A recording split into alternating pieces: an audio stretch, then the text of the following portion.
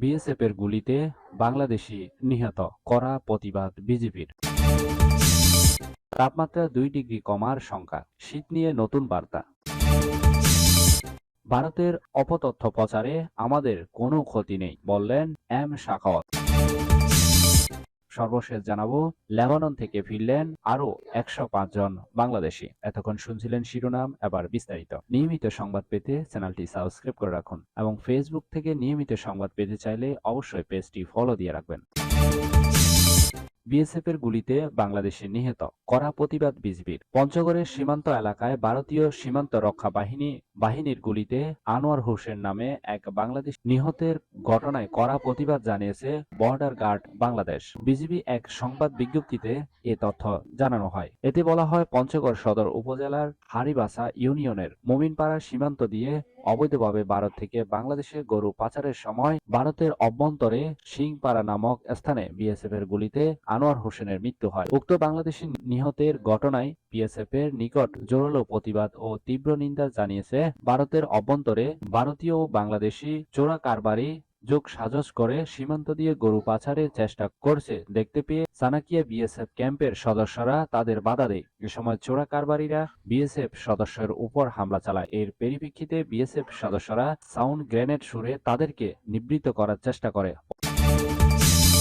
তাপমাত্রা 2 ডিগ্রি কমার শঙ্কা, তাপমাত্রা 2 ডিগ্রি কমার আশঙ্কা, শীত নিয়ে নতুন বার্তা। দেশের তাপমাত্রা 24 ঘন্টার ব্যবধানে সর্বোচ্চ 2 ডিগ্রি সেলসিয়াস পর্যন্ত কমতে পারে, সেই সঙ্গে বাড়তে পারে শীতের প্রকোপ। আবহাওয়া অধিদপ্তরের পূর্বাভাস থেকে এই তথ্য জানা গেছে। সংস্থাটি জানায়, সন্ধ্যা 6টা পর্যন্ত অস্থায়ীভাবে আংশিক মেঘলা আকাশ সহ সারা দেশের আবহাওয়া শুষ্ক থাকতে পারে। শেষ রাত থেকে ভোর পর্যন্ত সারা দেশের কোথাও কোথাও হালকা করে মাঝারি ধরনের কুয়াশা পড়তে পারে। সারা দেশের রাতে তাপমাত্রা 1 থেকে 2 ডিগ্রি সেলসিয়াস পর্যন্ত হ্রাস পেতে পারে এবং দিনের তাপমাত্রা সামান্য হ্রাস পেতে পারে। সিনপটিক অবস্থায় বলা হয়েছে, উপমহাদেশীয় উচ্চচাপ বলয়ের বিধ্বংস বিহার এবং তৎসংলগ্ন এলাকায় অবস্থান করেছে। মৌসুমী স্বাভাবিক লঘুচাপ দক্ষিণ বঙ্গোপসাগরে অবস্থান করেছে। এর বহির্দাংশ উত্তর পূর্ব বঙ্গোপসাগর পর্যন্ত বিস্তৃত হয়েছে। ব্যতীত 5 দিনের আবহাওয়া অবস্থান বলা হয়েছে। সব অবস্থার সামান্য পরিবর্তন হতে পারে। ভারতের অপতথ্য প্রচারে আমাদের কোনো ক্ষতি নেই, বললেন এম শাখাওয়াত। নৌপরিবহন এবং শ্রম কর্মসংস্থান উপদেষ্টা ব্রিগেডিয়ার জেনারেল ডাক্তার এম শাখাওয়াত হোসেন বলেছেন, ভারতের অপতথ্য প্রচারে আমাদের কোনো ক্ষতি নেই। আমাদের এখনো চিকিৎসা ও বাজার সবই আছে।